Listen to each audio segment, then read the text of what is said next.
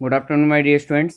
मैं आपका एसएसटी अध्यापक शुभम तिवारी। आज 9 अक्टूबर 2020 दिन शुक्रवार की इस इतिहास विषय की कक्षा में कक्षा 8 के समस्त विद्यार्थियों का बहुत बहुत स्वागत करता हूं। विद्यार्थियों, कल जैसा कि हमारा जो टॉपिक था भारत में वैधानिक विकास का प्रारंभ, यानी भारत में जब कंपनी राज्य का जो प्रभाव हुआ, प्रभाव के बाद जो बदलाव भारत की स्थिति में, यहाँ की राजनीतिक स्थिति में, भौगोलिक स्थिति में और यहाँ की जो कानून व्यवस्थाओं में जो परिवर्तन हुए, उन परिवर्तनों में हमने कल आपको regulating act and Pitt's India act के तहत दो कानून में जो बदलाव किए गए थे उनको बताने का प्रयास किया था।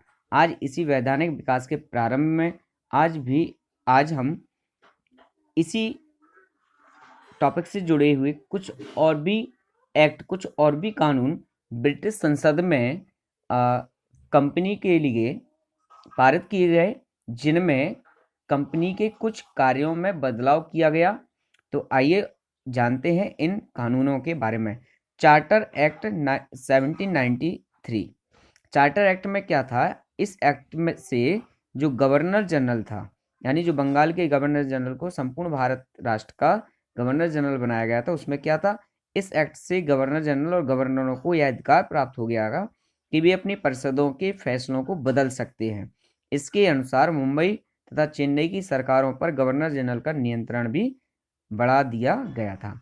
विद्यार्थियों, जो गवर्नर जनरल थे उनके लिए जो 6 परिषदों का निर्माण किया गया था, उन परिषदों में जो गवर्नर नियुक्त किए गए थे, अब चार्टर एक्ट 1793 ईस्वी के तहत यह कानून पास किया गया कि गवर्नर जनरलों को अपने अनुसार किसी भी फैसले को लेने में वो स्वतंत्र कर दिए गए।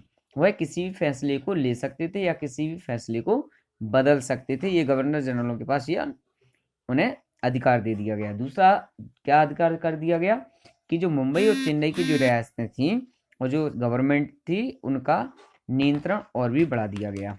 इसके बाद चार्टर एक्ट 1813 ईस्वी में भी पारित किया गया। इस एक्ट के तहत क्या था कि चाय के व्यापार को छोड़कर कंपनी का व्यापारिक एकाधिकार समाप्त कर दिया गया तथा सभी ब्रिटिश निवासियों को भारत से व्यापार करने की स्वतंत्रता मिली। मतलब चाय के व्यापार को छोड़कर कंपनी का जो व्यापारिक एकाधिकार, यानी कंपनी का जो भारत में एकाधिकार था व्यापार पर, उसको खत्म कर दिया गया। और इसके तहत क्या किया गया कि ब्रिटिश के जो निवासी हैं, जो भारत में व्यापार करना चाहते हैं, वो स्वतंत्र रूप से व्यापार कर सकते हैं। दूसरा, भारत में शिक्षा के प्रसार पर व्यय हेतु 1 लाख रुपए का प्रावधान भी इस एक्ट के तहत किया गया। तीसरा, इसमें क्या बदलाव किया गया? गवर्नर जनरलों एवं गवर्नरों की नियुक्ति का अधिकार कंपनी के डायरेक्टर के पास ही बना रहा, परंतु उसमें ब्रिटेन की सरकार की स्वीकृति आवश्यक हो गई। मतलब पहले जो गवर्नरों की नियुक्ति केवल कंपनी डायरेक्टर कर दिया करते थे, तो इसमें कंपनी डायरेक्टर स्वतंत्र तो थे, परंतु जब भी किसी गवर्नर की अगर नियुक्ति करनी होती थी तो उसमें यह बदलाव किया गया कि आपको ब्रिटेन की जो सरकार है, मौजूदा सरकार है, वहां पर उनकी अनुमति, उनकी सलाह अवश्य लेनी होगी। ये इसमें 3 महत्वपूर्ण बदलाव किए गए। इसके बाद आया चार्टर एक्ट 1833, यानी सन 1833 में एक एक्ट और पास किया गया। इस एक्ट के तहत क्या हुआ कि इसमें चाय के व्यापार पर कंपनी का एकाधिकार समाप्त, मतलब जो 1813 ईस्वी में चाय के व्यापार पर कंपनी का अधिकार था, उसको भी खत्म कर दिया गया 1833 में। दूसरा, ईस्ट इंडिया कंपनी के पास भारत में अंग्रेजी प्रशासन चलाने का ही कार्य रह गया। मतलब केवल ईस्ट इंडिया कंपनी जो भारत में थी, ब्रिटिश ईस्ट इंडिया कंपनी, वह केवल अब यहाँ भारत में अपना प्रशासन ही रख सकती थी, इसका ही कार्य केवल उनके पास रह गया। गवर्नर जनरल को अपनी परिषद की सलाह से कानून बनाने का अधिकार प्राप्त हो गया। मुंबई तथा चेन्नई की सरकारों से कानून बनाने का अधिकार भी इस एक्ट के तहत वापस छीन लिया गया। तो विद्यार्थियों, ये महत्वपूर्ण बदलाव थे। Charter act 1853। फिर 1853 में एक और बदलाव किए गए कुछ नियमों में। वो नियम क्या थे?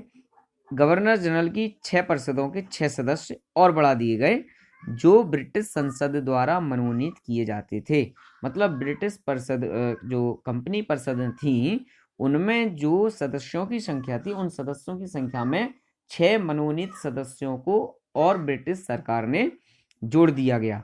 दूसरा क्या हुआ, परिषद में कानून बनाने वाली व्यवस्थापिका का रूप भी धारण कर लिया गया। इससे कंपनी शासन ब्रिटिश सरकार का नियंत्रण और अधिक बढ़ गया। मतलब जो कानून व्यवस्था पर कंपनी का अधिकार था, उसमें भी बदलाव करके उस शासन और व्यवस्थापिका के रूप में ब्रिटिश सरकार ने अपना नियंत्रण और बढ़ा दिया। ये इसमें अहम बदलाव हुआ। कंपनी ने सरकार की सेवा के उच्च पदों पर नियुक्ति हेतु नागरिक सेवा प्रतियोगिता की व्यवस्था की। मतलब कंपनी ने सरकार की सेवा के उच्च पदों पर नियुक्ति हेतु क्या किया, जो नागरिक सेवा एक परीक्षा, सिविल सर्विसेज एक परीक्षा लागू की कि जो भी व्यक्ति इस परीक्षा को उत्तीर्ण करेगा उसे उस अहम पद पर नियुक्त किया जाएगा।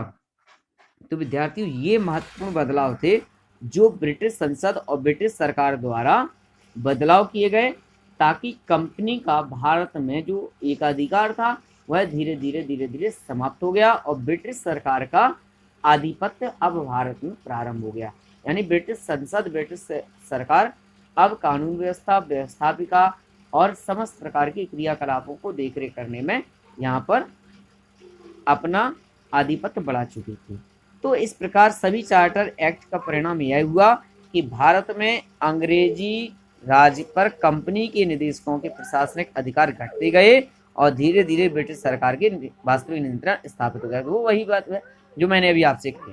तो विद्यार्थियों, धीरे धीरे होता क्या है, अन्य घटनाएं और भी घटने लगी। क्या हुआ कि कंपनी शासन के 3 मुख्य आधार थे, नागरिक सेवा, सेना तथा पुलिस और न्याय व्यवस्था। तो कंपनी शासन के ये तीनों मुख्य आधार सीधे अब ब्रिटिश संसद में ब्रिटिश सरकार के पास पहुंच गए। ब्रिटिश भारत में इन पदों पर भारतीयों की नियुक्ति नहीं हो सकती थी। कंपनी के शासकों ने हिंदुओं और मुसलमानों के व्यक्तिगत कानूनों, रीति रिवाजों, विवाह आदि संबंधित कानून में हस्तक्षेप करना उचित नहीं समझा। उनके लिए पूर्व प्रचलित कानूनों के आधार पर न्याय किया जाता था। सन 1774 ईस्वी में सुप्रीम कोर्ट की स्थापना हुई। उसके पश्चात क्या हुआ, प्रांतीय व जिला अदालतों की भी स्थापना की गई। इससे न्याय व्यवस्था और कानून के अनुसार न्याय पर जोर दिया गया, बल दिया गया। किंतु यूरोपीय और भारतीयों के लिए समान कानून नहीं थे, उनके न्यायाधीश भी अलग होते थे।